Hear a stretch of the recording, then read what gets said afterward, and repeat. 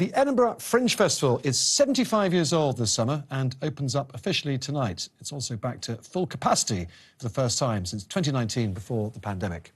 The Fringe started out with just 8 theatre troupes and is now the largest arts festival in the world. It attracts many of Britain's top writers and performers, and I'm pleased to say one of them joins me live from Edinburgh now.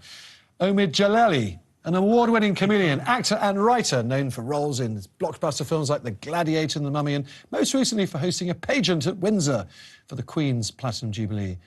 Omid, thanks so much for joining me. And I think you've only just come off stage, if I'm right. I came off stage half an hour ago, yes. Very fresh, very excited, and it was fun. I mean, it's the festival is the greatest arts festival in... Oh, the lights have just gone off. It's the greatest arts festival in the whole world. Put some more pennies in the electricity meter.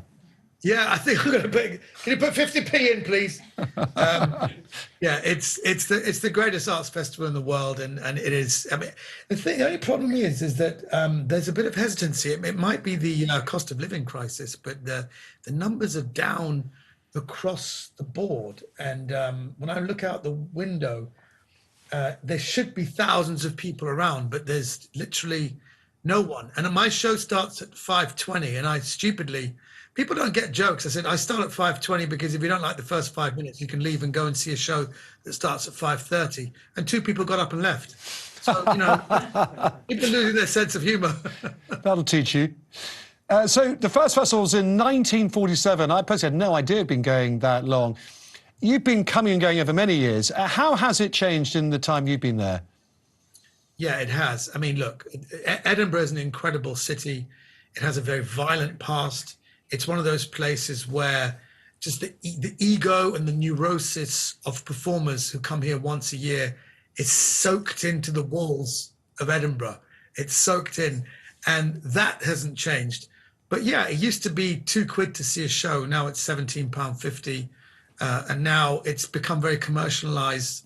It's quite a different beast. And if you are, the one thing that hasn't changed, which I think is the best thing, that if you have no representation, no reviews, but your show's good, there is a meritocracy, and the, I suppose, word of mouth gets round, and you can sell out the show if you're any good.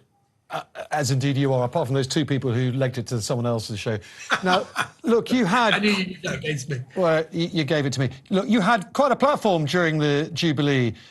I just want to take a quick look back at the very last public gag you cracked, courtesy of one The Queen. I'm a disgrace. Your Royal Highness, on behalf of everyone here, we'd like to very humbly thank you for choosing us over the state opening of Parliament.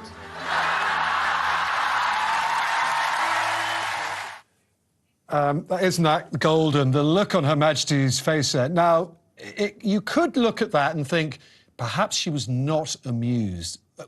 Did you ever find out whether she got the joke? Did you ever get to meet her after that? I was told afterwards she absolutely got the joke, and many people interpreted that in many different ways.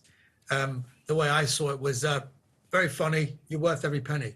That's the way I interpreted it. Certain newspapers thought it meant off with his head, or the Sun newspapers, people said, look at the boobs on him. That was one thing. But I think the main thing was that I was told afterwards she absolutely loved the whole thing, and she was amused, and she really, you know, she didn't go to the state opening of Parliament, and she wasn't going to come to this, but she had reports that the show was funny and there were lots of acts that she hadn't seen.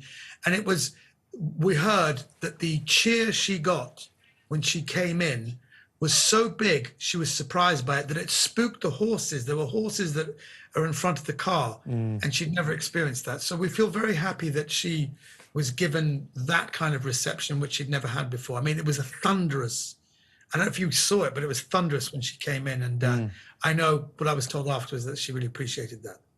I'm sure she did. And the proof is your head is still on your body, which we're all very pleased to see. Just about, yeah. Omid, thank you so much for your time, and good luck with the show. Love it, Tom. Thanks for having me. Cheers, mate. Thank you.